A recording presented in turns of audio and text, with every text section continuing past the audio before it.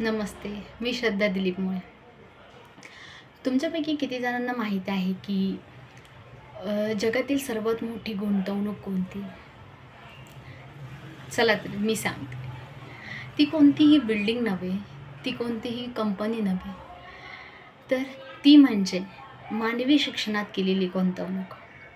आणि सरकारी शिष्यवृत्ती योजना याच गुंतवणुकीचा एक भाग आहे. आज मी तुमच्यासमोर एका अशा विषयावर बोलणार आहे ज्यावर लाखो विद्यार्थ्यांचे भविष्य अवलंबून आहे. तो विषय म्हणजे सरकारी शिष्यवृत्ती योजना आणि त्याची प्रभावी अंमलबजावणी. मित्रांनो, शिक्षणाचा अधिकार हा प्रत्येक व्यक्तीचा हक्क आहे, पण अनेकदा आर्थिक अडचणींमुळे त्या हक्काला त्या स्वप्नांना मर्यादा पडतात. अशा वेळी सरकारी शिष्यवृत्ती योजना एक आशेचा किरण बनून येतो. केवळ पैशांचीच मदत देणे एवढेच योजनांचे उद्दिष्ट नव्हे, तर विद्यार्थ्याला शिक्षणाच्या मुख्य प्रवाहात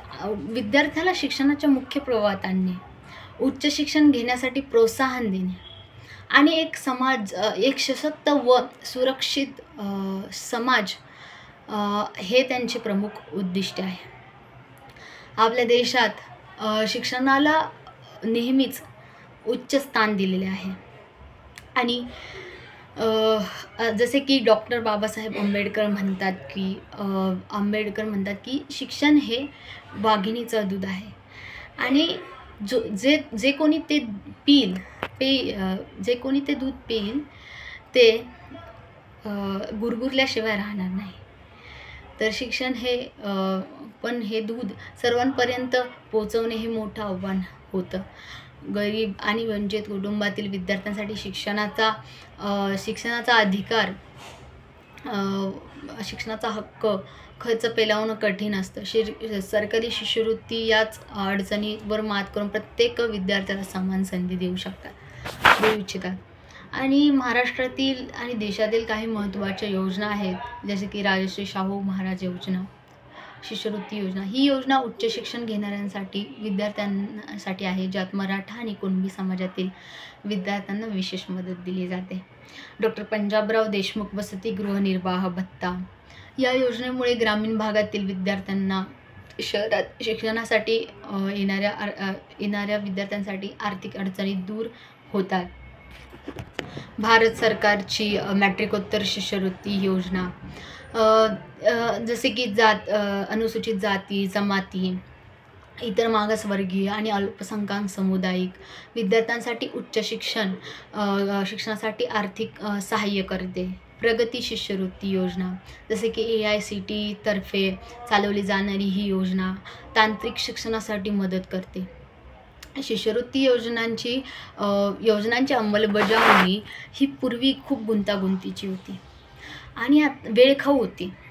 मात्र डिजिटल इंडियाच्या युगात यात मोठी क्रांती झालेली आहे.